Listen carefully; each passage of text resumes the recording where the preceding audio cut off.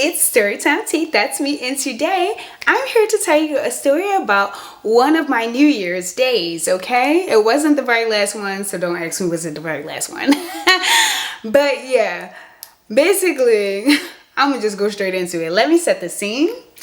It's about, how many years ago I wanna say? How many years ago I wanna say? We're gonna say 5. We're gonna say it was 5 years. Is that the exact year? No, you already know how you get down. So, 5 years ago, I'm not in a relationship, but I stopped talking to somebody and he was being weird, okay? And everybody already knows I'm always working on New Year's.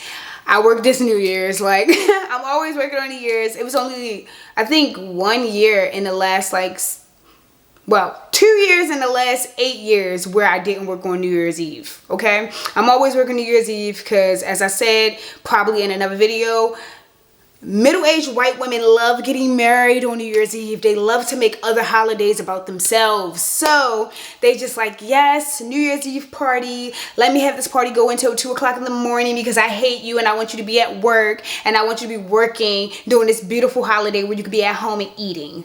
That's the tea. So that's my life. I'm always working and I always just try to be nice to the other people that got families because I'm just like, I'm young, I'm single, whoop-de-doo. I don't need to be outside on these holidays. Like, I always be giving people Christmas. I always give people all the other little holidays because I'm like, y'all got kids. Y'all want to spend y'all Christmas with y'all kids. I'm like, y'all married. Y'all want to spend y'all New Year's with your partner or whatever.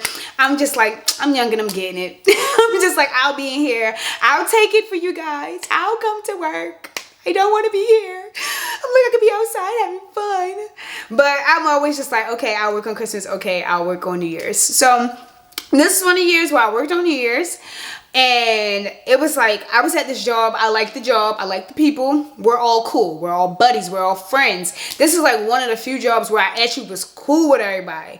And so I wasn't really mad that I was there because I was just like, my mans is here. Like, I'm about to cut up with my friends. And so, I was like, it's cool. I don't really care. It was like the dessert that they was having was actually a good dessert. So I was just like, I already know I'm about to have some panna cotta. Like, it's lit. I'm like, I do not care for real. Like, in the back of my head, I was just like, I'm mad because I don't want to be here on a holiday. But at the same time, I was just like, it's all good.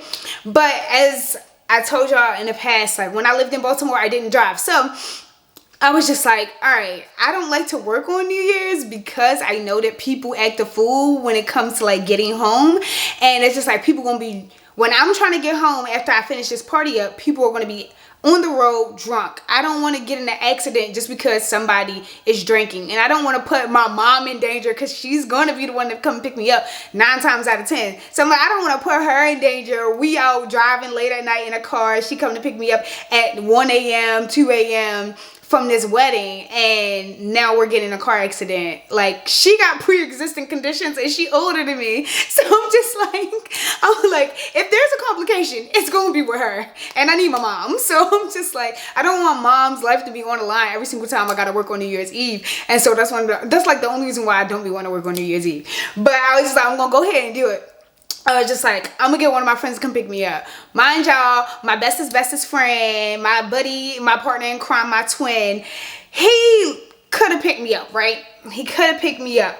But the thing about it was some things happening with him, and we was early on into our best friendship, and I was just like, do I really want to bother him to come pick me up? I'm like, if I say something to him, he's going to come pick me up, but I'm just like, nah, I'm not gonna ask him. I'm like, it's cool. I was like, I'm probably just gonna get one of the people here to take me home because they took me home the other New Year's that we work. They know on New Year's, I just be needing a ride home on New Year's, bro. Just take me home. And so, I was just like, I'm gonna just see if my work best friend could take me home.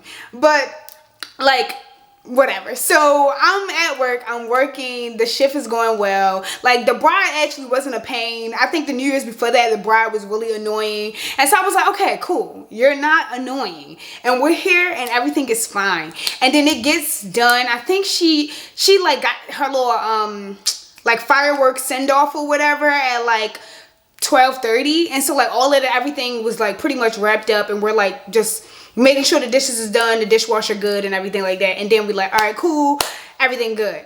But while I was at work on the line, because I think they ate at like 10 o'clock, mad late they eat, mad late.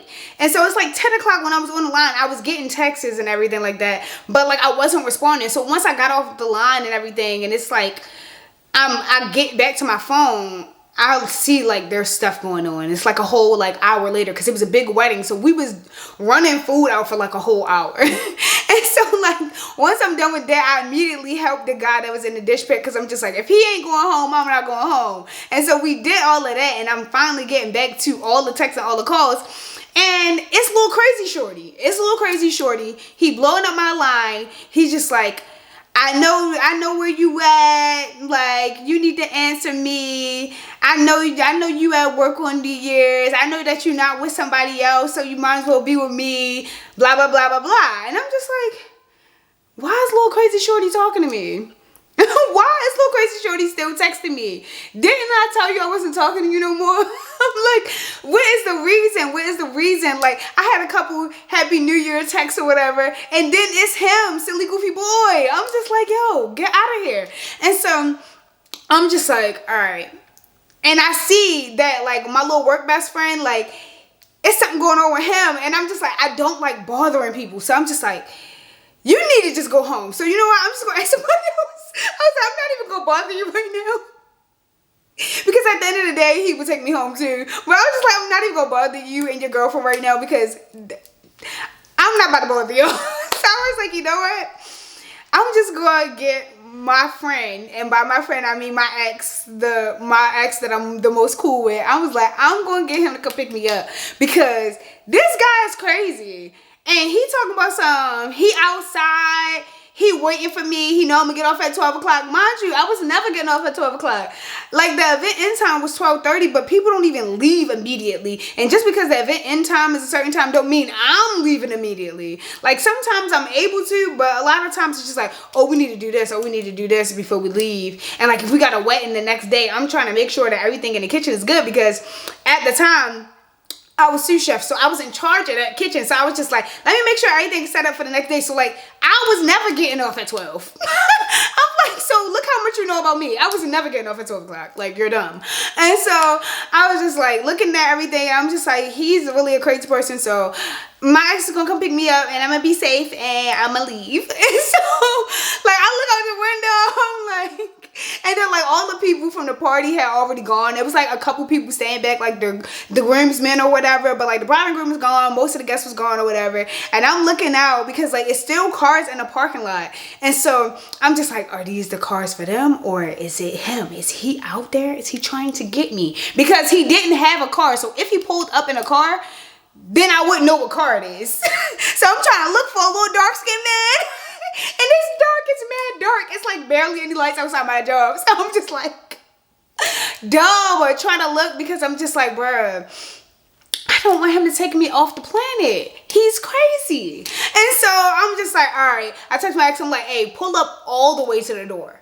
Don't park. Pull up all the way to the door. I'm going to be ready for you as soon as you get here. So I'm sitting in a little huddle just waiting for him to come. And then I see the crazy little shorty. I see him. He not in a car. He in the bushes. Like, he's dead in the trees. Why are you in the trees? You're dead ass in the trees?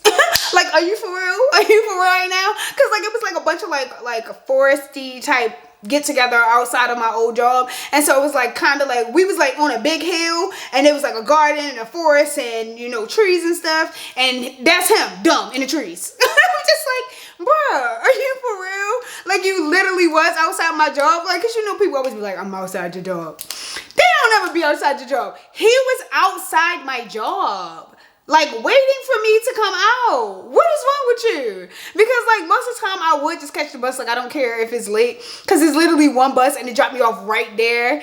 And so it's just like, it's literally not that big of a deal. And so I would always do that. And so literally I would have had to walk through that little foresty pathway in order to get to the bus. Because it's just like, as soon as I walk, like for like 1 minute, I'm at the bus stop. But I gotta walk through the trees. Right where he was standing at is where I gotta walk. And so I'm just like, if I didn't see him and I wasn't getting a ride and I went that way, what was gonna happen? I don't know. I'm glad I didn't find out. I'm just like, this is insane. He's literally over there in the trees. And so like I get one of my coworkers, I'm like, look, he's right there. Look at him. I'm like, yo, he's wildin'. Okay, he's crazy. Cool. And so I was like, I'm about to text him, but I was like, you know what? I'm not even gonna text him because if I let him know that I see him, then he gonna know, like, oh, and he gonna be looking around like, where is she? Where is she? And then eventually he gonna see my little head. It's sticking out of the window like this, trying to see, and then he's gonna come over to the door. So it's just like, it's multiple entrances for my job. So it's just like, I didn't want him to know where I was actually at. So then I told my ex where exactly which door I was at. He pulled up. I was scurried into the car with my little hood on, and I got in, and he was like, you good? I'm like, nigga, no. I'm like, pull off. So he pulled off, and I tell him about Crazy Shorty, and he's just like, yo, what's up? And I'm like, look, life has been hard since we broke up, bro. Cause niggas is crazy. You was the most sane person I ever been with, and I appreciate you for all the work that you have done mentally. Like, I don't know why people think stuff like that is okay. Being outside somebody's job is never okay. If they didn't ask you to be there, why are you there? Like, why do you feel like that is an acceptable thing for you to do? Like, what's not clicking up here? What's not there? Like, you're missing a piece. Like, it's something gone. It's something wrong. Like, you cannot just be sitting outside somebody's crib and you cannot be sitting outside somebody's job. Like, I feel like the job is worse than the crib, but like, still, it's bad either way. It's like, go home. People love you. You will be missed if you go to jail. You will be missed if you get put in the dirt because you don't know what somebody is willing to do to get away from you. So you don't want to find out the hard way. But for some reason, people be doing loco, crazy, cuckoo stuff. And I'm just like, I could never. I don't know why. Why would you do that? And I'm like, I don't know if it's the way that you were raised, how people treated you along your lifespan. I don't know what it is because nothing has ever gotten me to the point where I was just like, you know what? I'm outside your job with it. I'm not being outside nobody's job. Like, if you hate me, just say that, and that's cool. And I love that you told me that you hate me, and I will stay away from you.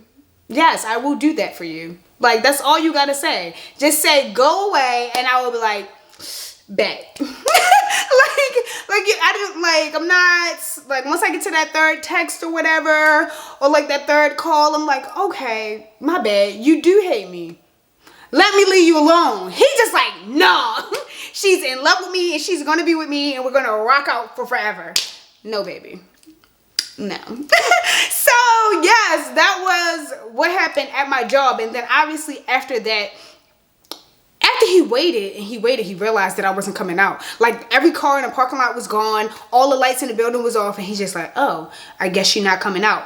I don't know what he did after that because, like, the bus stopped running at some point in time. And I know a bunch of people didn't leave there until, like it was like a couple people that didn't leave there until, like, 2. So you just waited outside the job until 2 o'clock? Because eventually he was like, oh yeah, once all the lights was off, I was just like, dang, I guess she left. And I'm just like, are you dumb? Like, he was going to great lengths to be ridiculous. And I'm just like, there's no way that you're a sane person if you're doing all of this. And so yeah, that was my New Year's. Yep. Once I got in the house, of course I ate. Of course I ate. And I had a beautiful shower. And I got in a bed. And I went to sleep. And I didn't have to be to work until 10 the next day. So I slept in a little bit. Chilled. Woke up. Went to the gym. Like, it was just, you know, normal times after that. I was glad that he didn't come to my house because...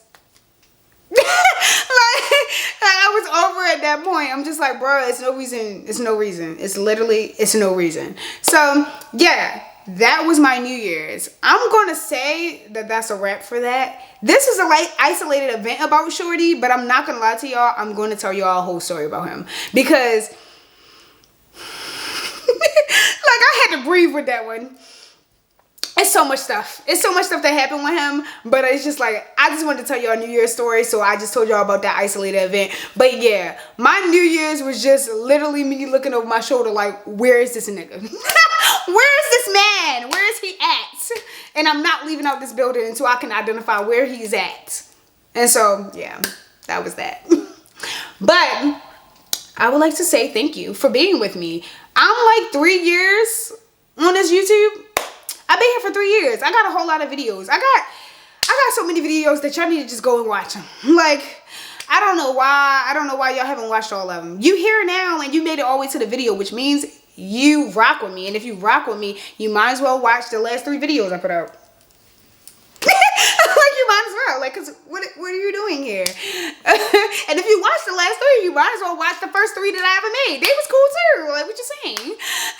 But more of the story is, if you are talking to somebody and you notice that they are maybe not so mentally sound, don't continuously fall into their trap of being sweet, because mentally unsound people usually are sweet, or usually they're really good in bed, because that is the thing that they're going to use to hide the fact that they're mentally unwell. And then you're going to get attached to them, and you're not going to be able to get rid of them because they're going to be way more attached to you than you were to them. And their crazy will show and show and show and show. So, you know, try to do a good evaluation of the people that you talk to. You know, don't jump into anything too soon, because if you jump into anything too soon, it's more likely that you're going to find out that the person is exactly who you didn't want to be with. The person is exactly who you didn't want to be with. And now you got to try to get rid of them without getting taken off the planet. So, you know, the longer you stay around them, the harder it will be. So that's the moral of the story. The longer you stay around a mentally unwell person, the harder it will be to leave them. But you gotta go for your safety and theirs, because you don't know what they're gonna do. Try to tell them to get some help, though. Maybe you could do that, or talk to someone that been around before you got around, and tell them to tell them, so you can be safe. That's all I got. That's all I got. And for me, Storytime Tish, the tea is over. Peace and love.